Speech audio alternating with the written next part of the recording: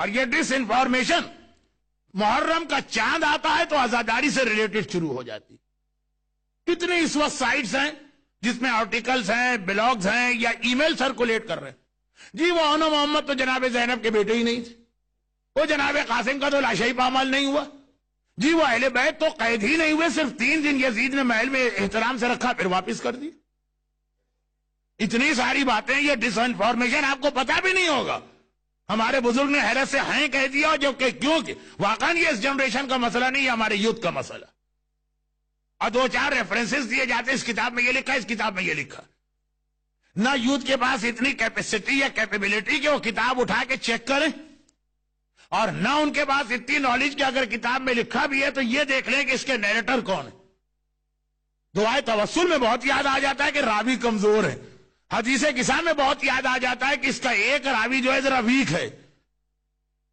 لیکن جو عزاداری کے حوالے سے ڈس انفارمیشن ہے، اسی میں ایک چیز اور سن لی، بہت ہی آج کل اس وقت ان تاریخوں میں پھر یہ ای میل سرکولیٹ ہو گئی کہ جی جناب قاسم کی مہندی نکالنا حرام.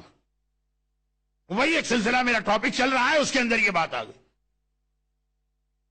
جناب قاسم کی مہندی نکالنا غلط. لفظ حرام یا لفظ غلط کہنے کا اختیار یا اتھارٹی صرف مجتہد کو ہے اور کسی کو نہیں، چاہے کتنا ہی بڑا عالم کیوں نہ ہو. تقلید کا تو کنسپٹ ہی ہے بھائی. تقلید کا جو کنسپٹ یہ ہے کہ آپ حضرت امام خمینی کی گریٹنس اور عظمت کو جانتے ہیں، اس سے بڑا عالم کون گزرا ہوگا. لیکن اگر آپ تقلید آغا خوئی کی کر رہے تھے تو حضرت امام خمینی کا جو نظریہ ہوگا وہ بھی آپ عمل نہیں کر سکتے.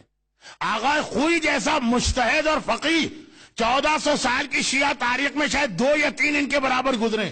لیکن اگر آپ تقلید امام خمینی کی کر رہے ہیں تو آغا خوئی تک کی کسی اوپینین یا فتوے کو آپ نہیں لے سکتے.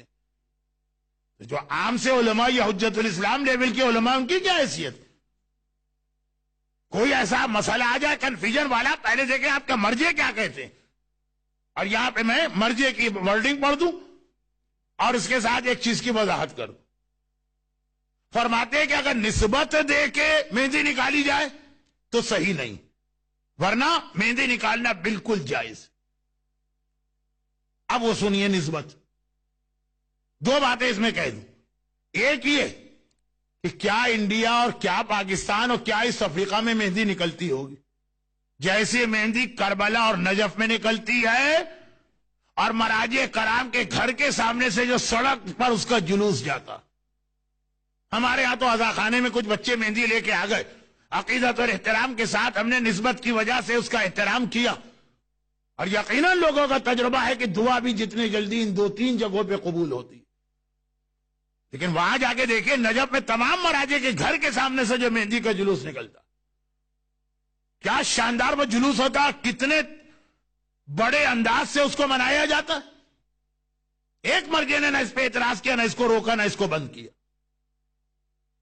تو یہ تو ہو گئی پریکٹیکل بات. اب آئیے کہ اصل مسئلہ کیا.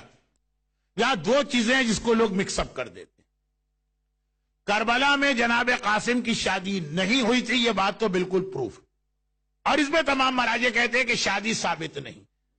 تو اگر کوئی یہ نسبت دے کہ شادی ہوئی تھی یہ کہے تو وہ غلط ہے. بعض نان مراجع نے اپنی ریسرچ کی ہے کہ شادی ہوئی تھی، یعنی اس میں بھی بہرحال ہے ایک ہسٹورین کا ایک گروپ، لیکن مراجع جو ہیں وہ کہتے ہیں کہ شادی پروف نہیں. لیکن شادی ایک الگ چیپٹر نہیں ہوئی تھی.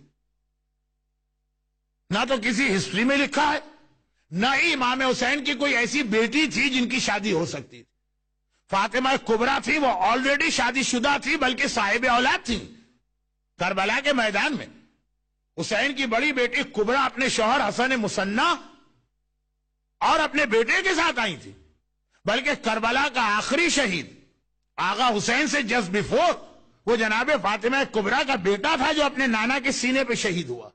علی اصغر کے بھی بعد جب حسین گھوڑے سے گرے تھے تو خیمے کا پردہ ہٹاتا ایک چھوٹا سا بچہ آ کے حسین کے سینے پہ بیٹھ گیا اور کہہ رہا تھا میرے چچا کو نہ مارو.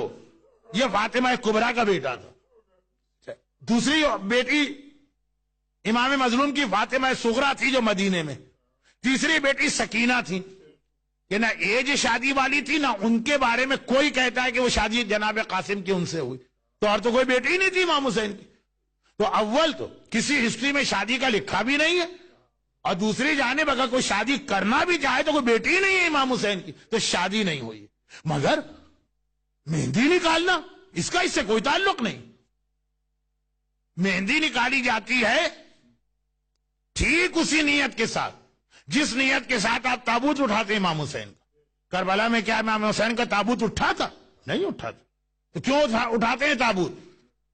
اگر کوئی کہے کہ شادی نہیں ہوئی تھی اس لیے مہندی حرام ہے، تو تابوت نہیں اٹھا تھا تو تابوت بھی حرام ہے.